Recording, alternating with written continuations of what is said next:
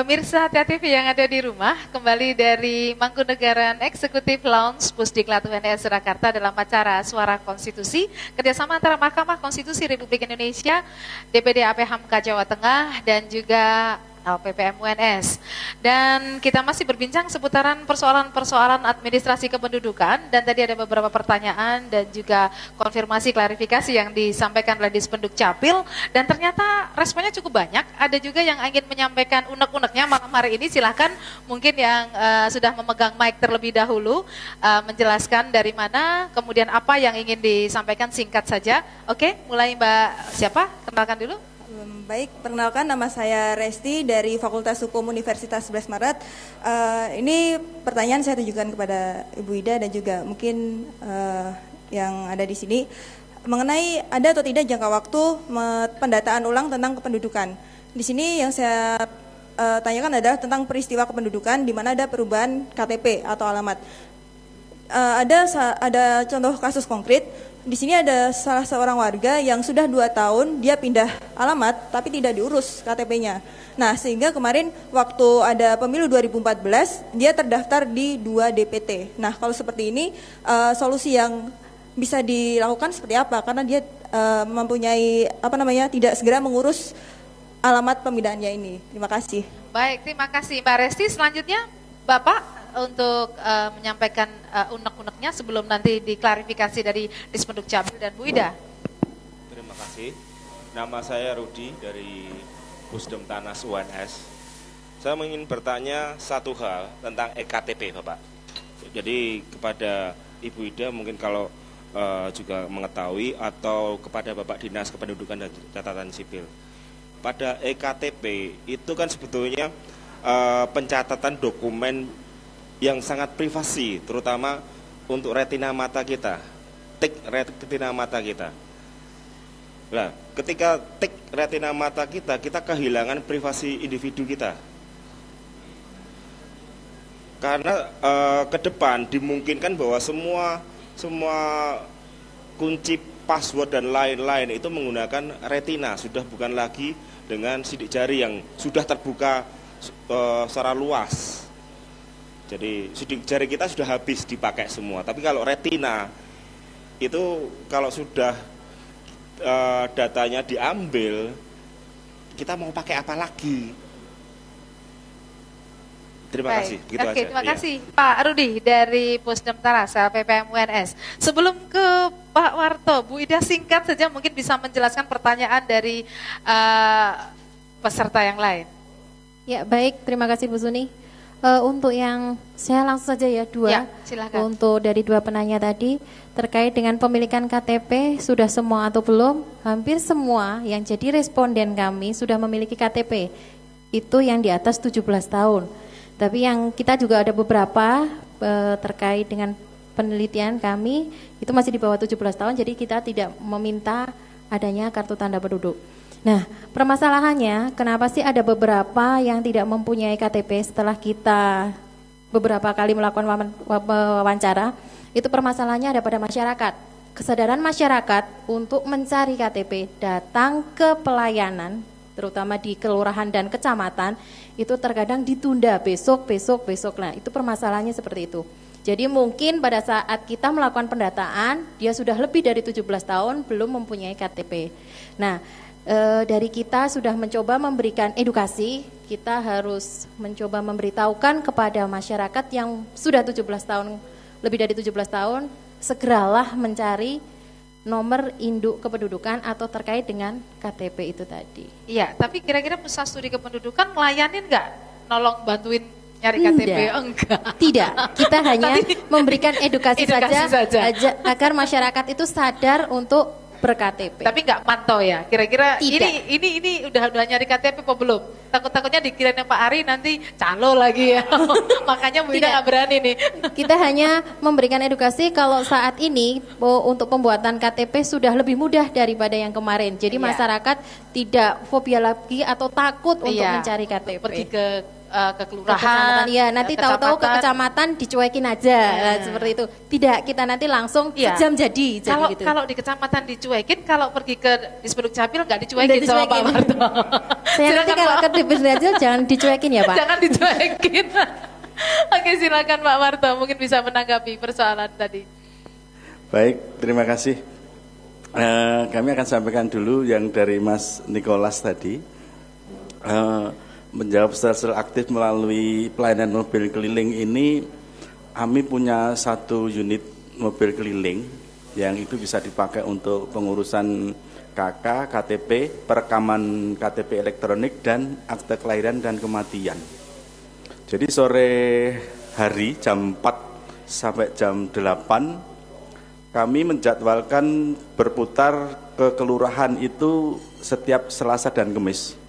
Jadi per bulan ya kira-kira kami 8 kali ya ke kelurahan di 5 kecamatan yang ada di Kota Solo.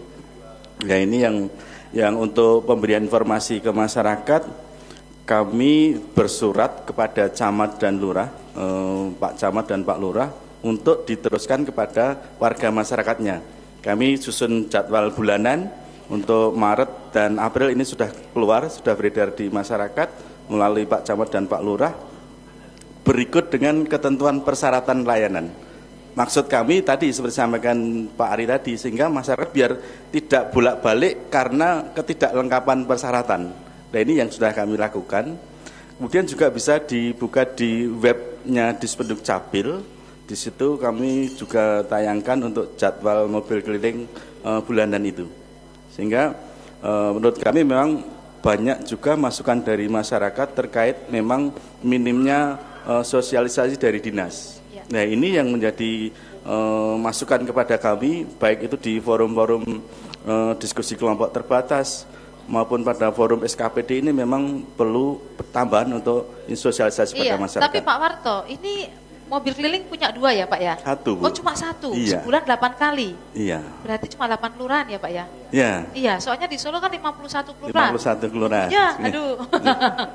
Tapi nggak apa, bisa lintas ya Pak ya? Iya. Saya dari kelurahan Saudara kan bisa jalan-jalan ke kelurahan yang lain ya Pak ya? Terus kalau di layanan seperti tadi, kami punya SMS Center. Kalau ada masukan, kritik dan saran dipersilahkan kami di 085 7557 9500. Iya. Bisa melalui SMS Center yang ada di kami, terus di ULAS unit layanan aduan Surakarta, atau di kotak saran di Dispenduk Capil itu ada di tangga ini ada kotak saran yang mungkin bisa disampaikan itu secara tertulis. Tapi dibuka nggak Pak? Setiap hari kita lewat. Dibuka ya Pak. Terus mengenai yang data pribadi yang bersifat rahasia, ini ada undang-undang yang 4 item Pak. Ini memang harus dirahasiakan, dijamin kerahasiaannya.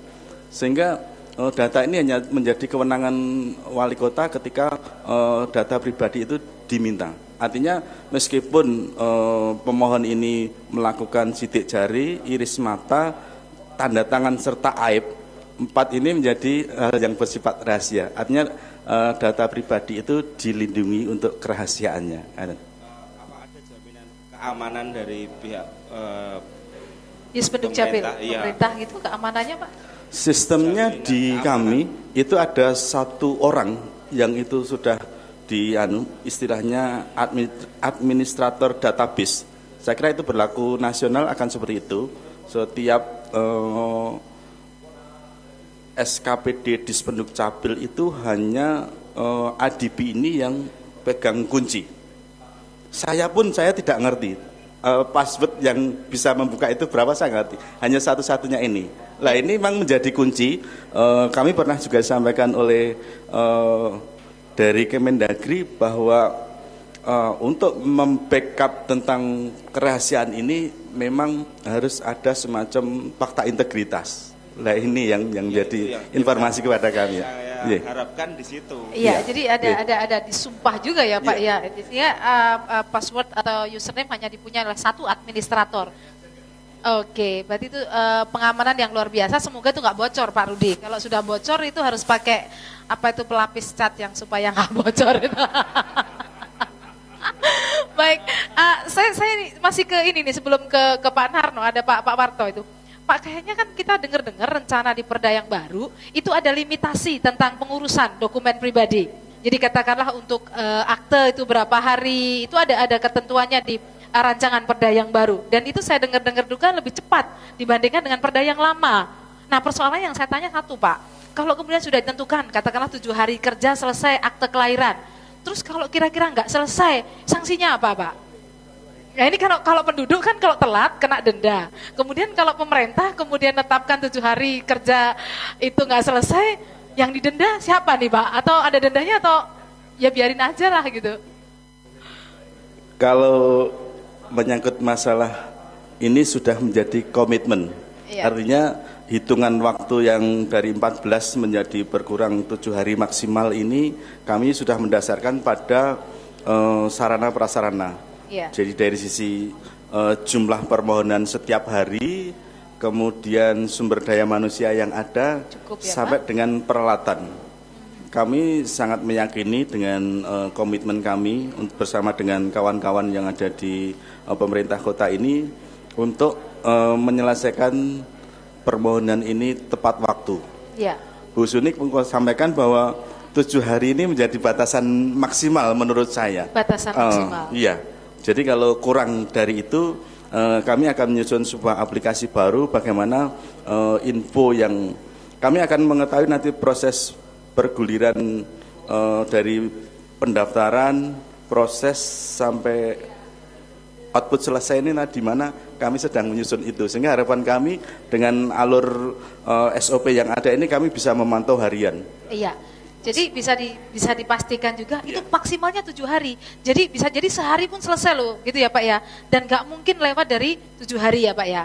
Luar biasa. Kita berikan aplaus dulu dong pada Dispendik Capil.